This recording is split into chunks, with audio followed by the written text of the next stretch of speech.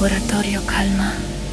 Bienvenidos al Laboratorio de Calma. Bienvenidos al Laboratorio de Calma. Y bueno, son las 3:15 de la madrugada. Los ojos se abren de golpe, así, en la oscuridad más absoluta. Y el corazón va a 1000 por hora. Exacto, el corazón a 1000, la mandíbula está completamente rígida, apretada y, o sea, hay una sensación de pánico visceral cruzando el pecho sin ningún motivo aparente. Y a ver, durante años la narrativa médica habitual nos ha dicho que esto es simple ansiedad, ¿verdad? Claro, que es estrés acumulado o, no sé, una mente que no sabe desconectar. Eso es. O directamente que hay algo defectuoso en nuestro cerebro. Pero en esta inmersión de hoy vamos a darle la vuelta a todo esto, porque vamos a analizar a fondo el documento de investigación del proyecto Magneto 1K. Y la misión aquí es entender que no hay absolutamente nada roto. Totalmente. Y ese es, digamos, el cambio de paradigma que propone toda esta neurobiología que vamos a explorar hoy. O sea, ese cuerpo está ejecutando un protocolo de supervivencia milenario a la perfección, solo que, bueno, se ha equivocado de siglo. Ya, es fascinante, porque cuando analizamos los problemas de sueño, especialmente en, poblaciones neurodivergentes, personas con TDAH o en quienes cuidan de familiares bajo un estrés crónico tremendo, pues solemos patologizar esa falta de sueño. Lo vemos como una avería técnica. Y la ciencia nos demuestra que este insomnio de mantenimiento, este despertar abrupto del que hablas, es una respuesta biológica orquestada con una precisión matemática. Y el proyecto Magneto 1K busca precisamente crear un refugio acústico entendiendo esto. O sea, la biología no está fallando, está intentando protegernos. Pues vamos a meternos de lleno en esa biología porque, a ver, la historia empieza en nuestro reloj interno. Siempre que hablamos de personas con TDAH, por ejemplo, el enfoque suele estar en lo que ocurre durante el día, ¿no? La falta de atención, la hiperactividad. Claro, siempre lo diurno. Eso es. Pero resulta que las alteraciones del sueño no son un simple efecto secundario de estar nerviosos. Según el documento, son una comorbilidad genética brutal. Casi la mitad de los niños con TDAH necesitan apoyo farmacológico para poder pegar ojo. Y esto no es casualidad, hay una raíz neurogenética muy clara aquí. Ahí les dado. No es una cuestión de, tener malos hábitos antes de dormir. A nivel molecular, la neurodivergencia, y muy específicamente el TDAH, presenta variaciones hereditarias en lo que llamamos los genes del reloj central. Para ser exactos, en los genes BMAL1 y PER1. O sea que la desorganización de los ritmos circadianos viene de fábrica. Viene totalmente de fábrica. Para que nos hagamos una idea visual, imagina que la fábrica de melatonina del cerebro neurotípico empieza a trabajar, a las 9 de la noche.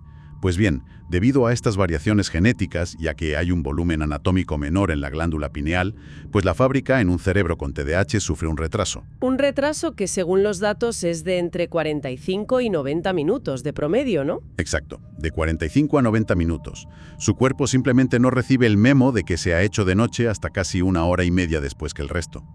Biológicamente son búhos nocturnos. Fíjate, y a esto hay que sumarle el papel del cortisol, la famosa hormona del estrés. Porque en un ciclo normal, el cortisol hace un pico por la mañana para despertarnos y, va cayendo en picado por la tarde para dejar paso al descanso. Pero en estos perfiles la curva del cortisol está aplanada, o sea, nunca termina de bajar del todo. Y claro, el sistema nervioso central se queda encendido, vigilante, patrullando. Madre mía. Vale, y esa hipervigilancia nos lleva directos a ese fenómeno aterrador que mencionábamos al principio, el pánico biológico de las 3 de la madrugada, esa sacudida que te saca del sueño profundo. Y para entender por qué ocurre esto, las fuentes nos llevan bastante atrás en el tiempo. Sí, a una teoría de la biología evolutiva que lo cambia todo. La propuesta por Frederick Snyder en 1966, la hipótesis del centinela. Es que es una de las teorías más fascinantes sobre el comportamiento humano. Snyder postulaba algo de puro sentido común si lo piensas. En las tribus humanas ancestrales, quedarse profundamente dormidos todos a la vez, en medio de la sabana, era una sentencia de muerte segura. Claro, porque los depredadores cazan de noche. Así que la supervivencia de la especie dependía literalmente de que el grupo durmiera de forma asíncrona. Y fíjate si esto es real, que el documento cita estudios modernos impresionantes para corroborarlo. Se monitorizó a los Hadza, una tribu de cazadores-recolectores en Tanzania, durante unos 20 días. Les pusieron sensores para medir sus fases de sueño y los resultados son increíbles. ¿Cuánto tiempo compartieron el sueño profundo? Pues en esos 20 días, toda la tribu sumida en un sueño profundo simultáneamente, 18 minutos. En 3 semanas, solo compartieron 18 minutos de vulnerabilidad total. El 99,8% del tiempo siempre había alguien despierto o en un sueño muy, muy ligero. Es un dato espectacular, de verdad, y nos demuestra que esa asincronía está grabada a fuego en nuestro ADN. Por eso los adolescentes suelen ser tan vespertinos y las personas mayores se despiertan al amanecer. Biológicamente, la tribu se asegura de cubrir todos los turnos de guardia. Eso es. Por tanto, despertarse de madrugada con los sentidos alerta no es una enfermedad, o sea, es un vestigio adaptativo de la selección natural. Si usamos una metáfora, para quienes nos escuchan, es como si el cerebro neurodivergente fuera el guardia de seguridad nocturno de la tribu, ancestral. Cuando esa persona se despierta hoy en día, en una habitación moderna, insonorizada y a oscuras, pues el cerebro hace un escaneo de la situación, percibe un silencio absoluto. No escucha la respiración del resto del grupo. Exacto, no hay movimiento. ¿Y qué interpreta ese cerebro primitivo? Pues la tribu ha desaparecido o está completamente dormida. Estoy solo, es mi turno de guardia y cualquier crujido es un león a punto de atacar. Esa taquicardia inmediata no es una ansiedad irracional, es una alarma de supervivencia. Es una analogía biológicamente perfectísima. Y, a ver, para añadirle una capa más de complejidad a esto, hay que entender el papel del sueño REM. Muchas veces pensamos en el sueño profundo como la meta final del descanso, pero evolutivamente ahí somos presas extremadamente fáciles. Claro, no reaccionamos a los estímulos. Exacto. El sueño REM, esa fase donde soñamos intensamente, evolucionó justamente como un mecanismo de seguridad para sacarnos cíclicamente de esa vulnerabilidad extrema. Durante el REM, el cerebro se activa a niveles casi idénticos a los de la vigilia. Calienta los motores, por así decirlo, preparándose para un alertamiento rápido si la guardia da la alarma. A ver, frena un momento aquí porque esto me parece crucial en la investigación. Entendemos por qué el cerebro enciende todas las luces rojas y toca la sirena a las 3 de la mañana. Pero esa alarma no se queda solo en la cabeza. O sea, se manifiesta en el cuerpo físico de una forma muy violenta. Sí, ¿te refieres a la mandíbula? Exactamente, al bruxismo. Porque toda la vida se ha dicho que apretar los dientes durmiendo es simplemente tensión acumulada o, no sé, mal hábito por el estrés de la oficina. Pero resulta que es un mecanismo de ingeniería biológica alucinante. Es un efecto dominó brutal a nivel neurológico. Imagina que el estrés es el director de la orquesta. Cuando llevamos horas en estado de hipervigilancia, el centro de mando del estrés en el cerebro, lo que en medicina conocemos como el eje HPA, pulsa el botón rojo de emergencia. Y al hacerlo, libera una hormona, ¿verdad? La CRH. Eso es. Piensa en esta hormona como el mensajero que va corriendo a despertar a las tropas. Y ese mensajero va directo al locus coeruleus, que es un núcleo diminuto en el tronco del encéfalo encargado de desatar el pánico biológico. ¿Ya? Cuando este núcleo se hiperactiva, manda una señal eléctrica directa y masiva hacia la mandíbula, obligando a los músculos maceteros a contraerse con una fuerza descomunal. Y aquí llegamos a la anatomía pura, que es donde el informe se pone verdaderamente extraño. El responsable de gestionar esta tensión en los dientes es el núcleo mesencefálico del trigémino, o MTN. Y lo peculiar de este núcleo es que es una rareza evolutiva. Sí, una rareza total. Es el único ganglio sensitivo que está metido dentro del sistema nervioso central en lugar de estar por fuera, en la periferia. O sea, recibe cada milímetro de información sobre cuánto se estiran los músculos de la mandíbula. Exactamente. Y aquí ocurre algo que desafía por completo todo lo que te enseñan en la Facultad de Medicina sobre la química del sueño. Es lo que el documento llama la paradoja GABAérgica nocturna. Verás, durante un ciclo de sueño normal, el cerebro se inunda de un neurotransmisor llamado GABA. El famoso GABA, sí. El GABA es el gran sedante natural del sistema nervioso. Actúa como un extintor de incendios. Reduce la electricidad de las neuronas, las apaga y permite que nos relajemos profundamente. Espera. Detengamos la exploración aquí mismo porque, a ver, esto a mí me voló la cabeza cuando lo leí. Si el GABA es un extintor de incendios que seda el cerebro, ¿cómo es posible que, de repente, la mandíbula se tense al máximo? Ah, claro. O sea, significa que esta misma sustancia química, este sedante, al llegar a las neuronas de la mandíbula tiene el efecto exactamente opuesto y actúa como gasolina. Justo.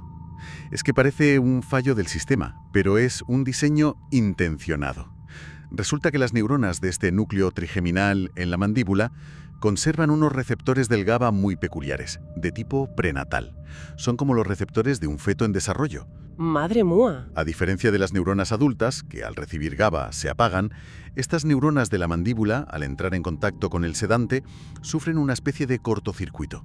Abren sus canales y dejan escapar una cantidad masiva de iones de cloro. O sea, pierden su carga negativa. Eso es. Se despolarizan. En términos sencillos, se hiperactivan. Así que el mismo químico que manda a dormir a la corteza visual o motora excita salvajemente al núcleo encargado de apretar los dientes. Y no solo eso, esa tensión mecánica de la mandíbula envía señales de vuelta al cerebro para estimular aún más el locus coeruleus. Liberando más noradrenalina diaria. O sea, la mandíbula tensa no es tensión acumulada que se escapa por ahí. El cuerpo está usando el apretar los dientes como una especie de dínamo biológico. Es como, digamos, el motor de un coche acelerando en punto muerto. Qué buena imagen, sí. El sistema nervioso utiliza esa presión constante para generar electricidad, autoestimularse y evitar que el ritmo cardíaco o la respiración bajen demasiado durante la noche. Es un motor de emergencia para mantener las constantes vitales altas. Porque el cerebro, recordando a la tribu, cree que si nos relajamos demasiado, morimos. Es un mecanismo puramente homeostático. Biológicamente hablando, el cuerpo prefiere 1000 veces desgastar el esmalte dental antes que enfrentarse a lo que interpreta como un riesgo de muerte inminente. Y sabiendo esto, llegamos a una encrucijada práctica tremenda. Porque si nuestro cerebro está usando la mandíbula como un motor de alerta máxima, pues no sirve de absolutamente nada decirnos a nosotros mismos, venga, relájate, no pasa nada. Necesitamos enviar una señal fisiológica mucho más agresiva. Totalmente. Meter la mano en ese motor y apagarlo por la fuerza. Y ahí es donde entran los interruptores somáticos que menciona el proyecto Magneto 1K, técnicas físicas para hackear el sistema. La intervención más rápida y contundente es respiratoria, el suspiro fisiológico. El suspiro fisiológico. Es un mecanismo controlado por unas neuronas diminutas en el tronco encefálico y que todos hacemos de forma natural e inconsciente cada 5 minutos aproximadamente. Así es. Y hacerlo de forma consciente es, la llave maestra para frenar el pánico. Cuando entramos en estrés, nuestra respiración cambia. Empezamos a hiperventilar, o sea, respiramos rápido, de forma superficial, moviendo solo el pecho. Ya. Lo que ocurre físicamente dentro de los pulmones es que los alvéolos, que son como millones de pequeños globos minúsculos donde ocurre el intercambio de oxígeno, empiezan a colapsar. Se desinflan y se pegan entre sí. Al colapsar, el cuerpo empieza a acumular dióxido de carbono en la sangre. Y atención a esto que señala la investigación. El cerebro lee ese nivel alto de CO2 como una señal inminente de asfixia. O sea, aumenta aún más el pánico. El cerebro piensa, nos estamos ahogando, más estrés. Y para revertir esto, el suspiro fisiológico tiene una mecánica muy particular. Requiere una inhalación profunda por la nariz y justo en el tope, cuando parece que no entra más aire, haces una segunda inhalación corta. Ese segundo golpe de aire es la clave, porque utiliza la fuerza mecánica para separar y reinsuflar los alvéolos colapsados.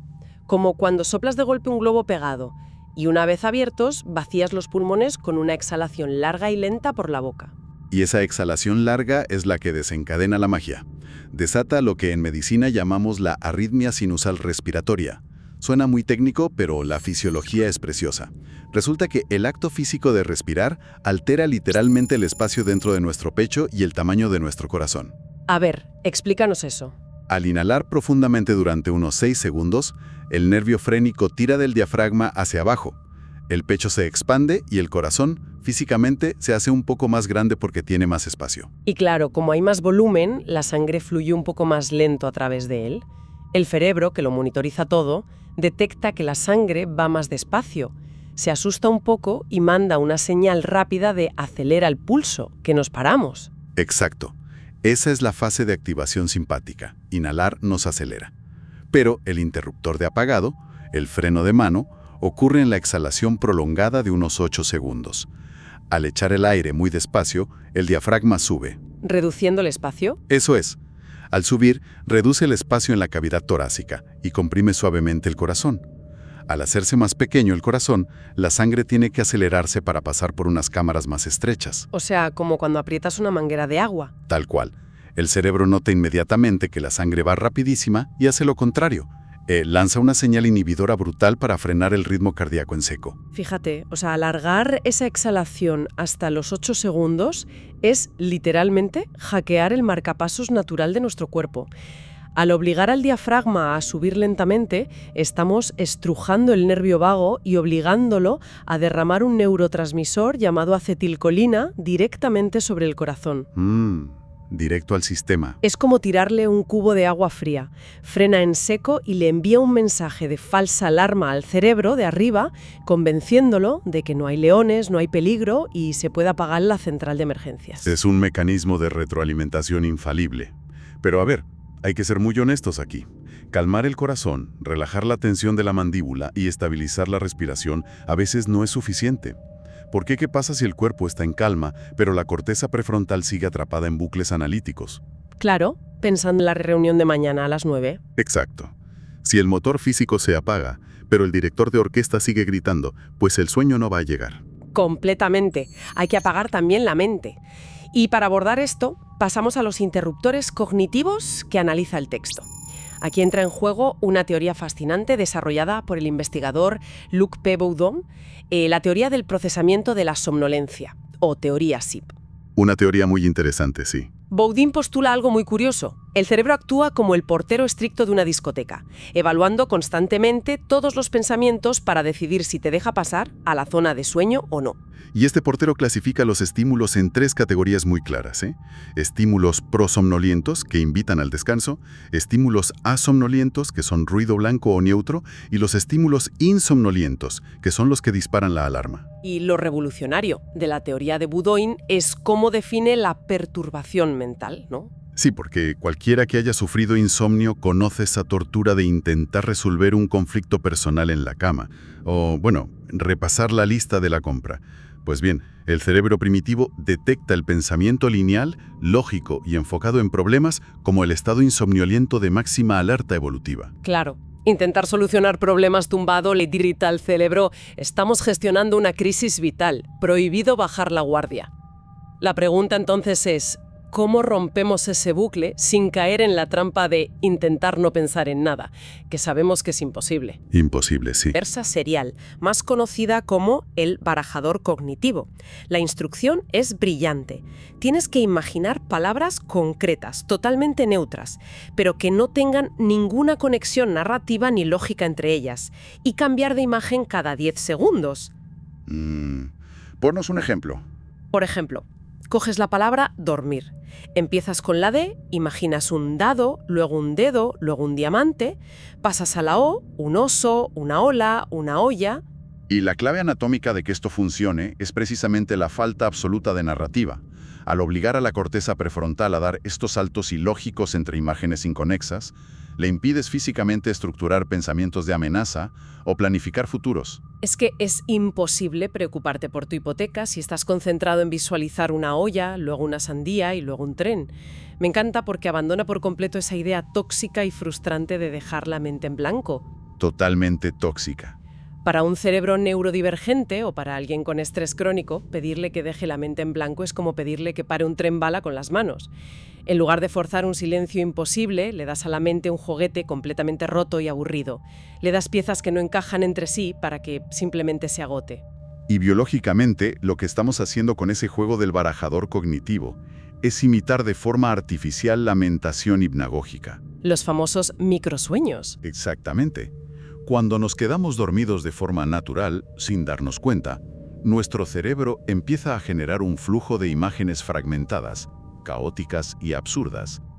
Al simular este caos de forma voluntaria, estamos hackeando de nuevo al sistema de vigilancia. Claro. El cerebro primitivo, el portero de la discoteca, mira hacia arriba y ve a la corteza prefrontal pensando en dados, osos y trenes en sentido. ¿Cuál es su conclusión lógica?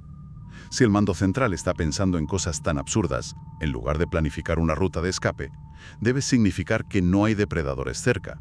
El entorno es seguro. Podemos iniciar la secuencia de apagado. Es pura ingeniería inversa. Y esto nos lleva directamente a la recta final y al objetivo primordial del proyecto Magneto 1K. Toda esta regulación somática con la respiración y toda esta regulación cognitiva pues necesitan un entorno, un ecosistema acústico específico que sostenga el proceso, a veces durante una hora entera. Es vital, ¿sí? ¿Por qué? ¿De qué sirve hacer el suspiro fisiológico si tu entorno te mantiene en alerta? Y aquí es donde la neurociencia acústica se pone interesante, comparando los sonidos artificiales con la voz humana. Apoyándose en la teoría polivagal de Stephen Porges, el documento hace un análisis muy crítico sobre ciertas modas de higiene del sueño. Esos sonidos de frecuencias raras que prometen relajarte. Ya, están por todas partes. O sea, estorban más que ayudan. Y en la esquina opuesta, como antídoto perfecto, proponen la prosodia humana, el ritmo, la cadencia y la calidez de una voz suave. Según la teoría de Porges, esta modulación rítmica y amable entra por el oído y activa directamente el complejo vagal ventral en el tronco encefálico. ¿Qué es nuestro sistema de compromiso social? Exacto. Conecta evolutivamente nuestra capacidad auditiva y nuestras expresiones faciales con el ritmo del corazón. Escuchar una voz humana segura en la oscuridad funciona como un ancla. Actúa como un freno vagal automático, diciéndole al corazón, no estás solo, alguien de la tribu está montando guardia por ti. De aquí llegamos a la explicación del nombre y del objetivo del proyecto Magneto 1K. Conseguir 1000 suscriptores en una plataforma de vídeos no es una cuestión de ego ni de métricas vacías, es una cuestión de supervivencia algorítmica para este proyecto. Porque los anuncios te destrozan el circuito. Un anuncio publicitario de la nada, con un volumen 20% más alto, lleno de estímulos de venta a las 3 de la mañana, es una bomba acústica insomnolienta brutal. Es que destruye toda la transición hacia el sueño REM y vuelve a hiperactivar el nervio trigémino y el pánico biológico. Claro. El objetivo de Magneto 1K de lograr esa monetización es, irónicamente, poder desactivar la publicidad impuesta por la plataforma, para así crear bloques de silencio absoluto intercalados con suaves recordatorios de voz para guiar ese barajador cognitivo, un santuario auditivo inviolable. Y llegamos así a la síntesis de este viaje fascinante. Hemos recorrido la historia desde las tribus ancestrales vigilando en la sabana. Hemos entendido por qué nuestro circuito trigeminal convierte nuestra mandíbula en un motor de emergencia y hemos descubierto cómo retomar los mandos. Cómo usar exhalaciones de 8 segundos para frenar el corazón y cómo engañar a la alarma de nuestra mente utilizando pensamientos inconexos, todo sostenido siempre por la seguridad de una voz amiga. Una comprensión profunda que nos permite dejar de luchar contra nuestro propio cuerpo y por fin empezar a colaborar con la sabiduría de nuestra biología. Y con esto en mente, quiero dejar una idea resonando para todos los que nos acompañan en este análisis. Adelante. La próxima vez que suceda, la próxima vez que los ojos se abran de par en par a las 3 de la madrugada y el pecho apriete y sintáis que el cerebro está roto o que sois incapaces de dormir como el resto del mundo, quizá, recordando todo esto, podáis esbozar una pequeña sonrisa en la oscuridad. Porque al entenderlo, comprenderéis que no hay nada defectuoso. Simplemente estáis siendo protegidos por un sistema biológico extraordinario, un centinela milenario que sigue velando por vuestra seguridad en el silencio de la noche, esperando pacientemente la señal correcta para por fin poder descansar. Nos vemos en el siguiente laboratorio de calma. Que el día os abrace despacio.